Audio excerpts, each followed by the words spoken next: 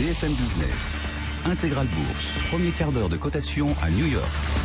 Et au terme de ce premier quart d'heure de cotation à New York, c'est toujours la baisse sur les indices, moins 1,34% sur le Dow Jones, c'est 16 681. Le Nasdaq réduit un tout petit peu ses pertes. Il ouvrait sur une baisse de plus de 2%.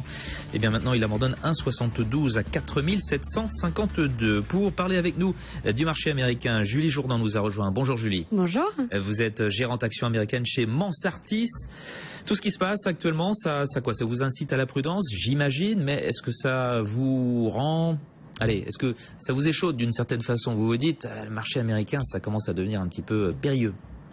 Écoutez, je pense pas si on envisage globalement, soit on envisage intégralement le marché, et effectivement, on est dans une situation de stress important depuis, on va dire, une quinzaine de jours, voire 3 semaines, depuis le début du mois de décembre. On va dire qu'on est rentré dans une phase de stress qui s'intensifie. Après le stress de l'été dernier. Tout à fait. C'est la continuation, finalement. On est exactement dans une situation qui est similaire au stress de ce qu'on a pu connaître au mois d'août dernier. Alors, c'est amplifié en plus par cette réglementation en Chine qui fait qu'à partir du 8 janvier, on a les larges actionnaires qui pourront sortir un certain nombre de titres, ce qui n'était pas le cas depuis 6 mois. Alors ils ont changé aujourd'hui également. C'est pas reconduit cette.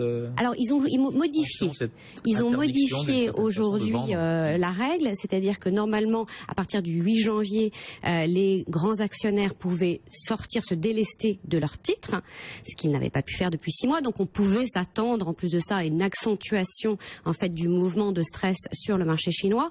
Finalement ils l'ont altéré aujourd'hui en disant qu'il pourrait sortir pas plus de 1% de la valeur des sociétés détenues. Donc ça va permettre sans doute pas de calmer, mais en tout cas d'éviter de rentrer dans un stress maximum. Alors c'est vrai que c'est une période qui est un peu complexe et essentiellement pour 2 raisons.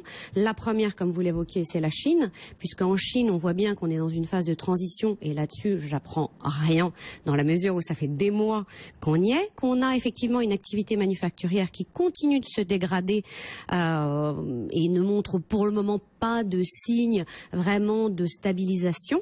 Donc ça, c'est un premier élément. On oublie souvent de dire que la partie service, elle, est plutôt avec des bons niveaux de croissance, des ventes au détail qui sont très soutenues. Donc cette transition économique, elle se passe.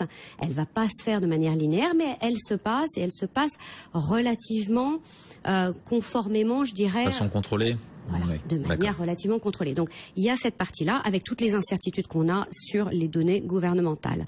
Donc, c'est vrai que ça rajoute également au stress. Puis, il y a une autre partie qui vient rajouter beaucoup de stress, celle-là, et encore plus, me semble-t-il, c'est le pétrole.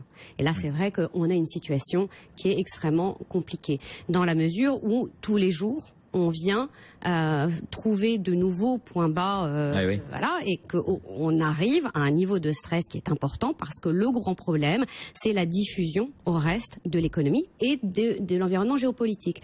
Et qu'il y a 5 ans, des tensions entre l'Iran et l'Arabie Saoudite, ça aurait fait prendre $10 au pétrole. Aujourd'hui, ça en fait perdre 5. On a vu lundi le pétrole s'envoler et puis de nouveau flancher parce qu'on s'est dit avec ces tensions, finalement, il n'y aura jamais d'accord pour réduire la production et faire remonter les cours. En fait, on est dans une crise radicalement différente de ce qu'on a pu avoir ces dernières décennies. On n'a pas du tout une crise de la demande. Et là-dessus, c'est vrai que les chiffres sont même plutôt éloquents. C'est-à-dire qu'on voit typiquement une demande qui continue d'augmenter, mais fortement. En Chine, cette année, on a une demande qui augmente de 5,6% en volume.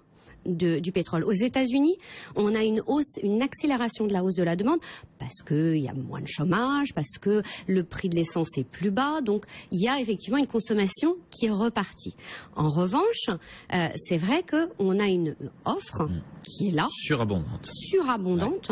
Et ça va encore s'accentuer avec l'arrivée de l'Iran sur le marché. On a l'Iran qui a un potentiel de 600 000 barils jour.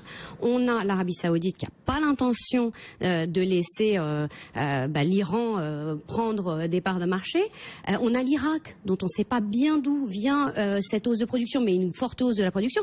Donc on a des surcapacités.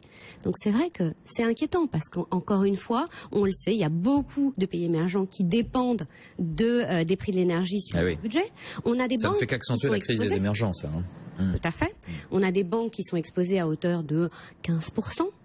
Donc Oui, il y a des risques derrière et toute la question est de savoir jusqu'où on va, où est-ce qu'on va se faire peur et on le sait, les marchés américains et le marché de manière générale sont des marchés à l'heure actuelle d'exagération. Donc on est dans cette situation de stress intense. Alors en termes de stratégie d'investissement, que faites-vous? Est-ce que vous avez déjà commencé à vendre ou est-ce que vous en profitez justement pour vous repositionner sur certaines valeurs sûres de vos portefeuilles? Alors écoutez, chez Mansartis, nous avions pris la décision fin novembre, début décembre d'alléger les portefeuilles, donc en action. Donc on avait allégé, je dirais, avant la fin de l'année. Et au jour d'aujourd'hui, on est plutôt dans une logique de prudence et d'optimisme très modéré, c'est-à-dire qu'aujourd'hui on ne voit pas d'éléments supplémentaires, d'éléments nouveaux qui viennent nous faire penser qu'il faut continuer à alléger. On ne voit pas encore d'éléments de stabilisation qui nous permettent de dire on va être assez agressif dans notre politique d'achat. En revanche, effectivement, il peut y avoir des valeurs de qualité sur lesquelles on peut éventuellement se renforcer légèrement. Justement, 3 minutes pour parler de 3 valeurs. Dans le domaine de la santé, Johnson & Johnson. Tout à fait. Alors Johnson & Johnson, c'est un titre qu'on aime bien chez Mansartis pour plusieurs raisons. C'est une des sociétés qui aujourd'hui a un pipeline extrêmement enthousiasmant pour 2016 en termes de type de produit. C'est une société qui a 10 milliards de cash, qui a la capacité, c'est pas rien, de faire des rachats de titres, de potentiellement acheter des acteurs pour renforcer ses activités dans les équipements médicaux ou dans les médicaments. Et c'est une société qui offre un dividende de 3% avec une valorisation très raisonnable. Donc ça fait partie des belles valeurs qu'aujourd'hui on peut renforcer. Facebook dans la technologie, bon, c'est quand même des niveaux stratosphériques, non, Facebook? C'est pas des niveaux stratosphériques. Moins qu'Apple ou Google? Ah, alors non, Apple est très peu cher. Oui, parce que ça passe sous les 100 euros, mais il y a eu tellement de 100 dollars, mais il y a eu tellement de divisions nominales. En PE, on est autour de 10 fois, hein, et ça c'est avant cash. Non, alors Facebook c'est cher d'un point de vue earnings. En revanche, c'est une société de croissance exceptionnelle. Donc aujourd'hui, encore une fois, ils ont 1,5 million d'utilisateurs réguliers. Il faut savoir qu'un utilisateur de Facebook, il vient 11 fois par jour sur Facebook. C'est extraordinaire. 1,5 milliard? 1,5 milliard. 1,5 milliard. Oui. 1,5 milliard qui sont répartis entre Instagram, Messenger, Facebook et WhatsApp. Tout ce qu'ils ont racheté. Tout à fait. Et qu'est-ce qu'il y a ensuite? Je veux dire, le prochain relais de croissance sur Facebook, ce sera quoi? Parce qu'on a l'impression que voilà, ils ont à peu près tout fait dans le domaine des réseaux sociaux. Alors, je m'inscris en défaut sur ce postulat. Quelle est l'innovation qui va venir là? Alors, ils ont beaucoup de choses. Voilà. Ils ont la monétisation d'Instagram qui vient de commencer, ou sur lequel on commence à avoir de la publicité. Ça peut marcher. Ah, pour la pub, d'accord. Oui. Tout à fait. Pour les annonceurs. Ils ont Messenger, pour lesquels ils sont au tout début.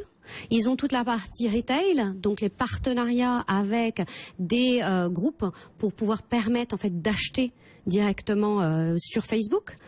Ils ont tout ce qui est réalité virtuelle qui a plus long terme. D'accord. Le potentiel, il est loin d'être terminé. On est plutôt au début encore de l'histoire qu'à la fin de l'histoire. Il y a un secteur que vous aimez bien, celui de l'automobile. On le voit, le secteur automobile américain se porte bien. Oui, les ventes sont au beau fixe. Mobileye, vous aimez bien. Que fait Mobileye? En un seul mot. Alors, Mobileye, ce sont des systèmes, des logiciels d'assistance en fait à la conduite. C'est des logiciels de prévention. Donc, c'est un logiciel qui va vous permettre à votre voiture de détecter un piéton, un vélo, une voiture, une ligne qu'il faut pas dépasser. Donc, c'est des logiciels d'assistance à la conduite et qui vont plus loin que ça. C'est-à-dire que dans la prochaine étape, ce sont des logiciels qui permettent en fait la conduite autonome. Et oui, ça c'est le grand thème du CES de Las Vegas. Tout à fait. Et donc c'est vrai qu'on voit bien aujourd'hui que à la fois on a des ventes de véhicules aux États-Unis qui se portent très bien. Alors c'est sans doute un plateau, on arrive sans doute à un plateau, mais néanmoins que la voiture, c'est un univers qui est en train d'être révolutionné et que dans ce domaine-là, il y a plusieurs acteurs qui sont attractifs, dont Mobileye, qui est un des acteurs majeurs sur la conduite autonome. Parfait. Merci beaucoup Julie Jourdan de nous avoir parlé de votre stratégie d'investissement sur les marchés américains, gérante actions américaines chez Mansartis. À très bientôt, BFM Business. Il est 15h et bientôt 56 minutes.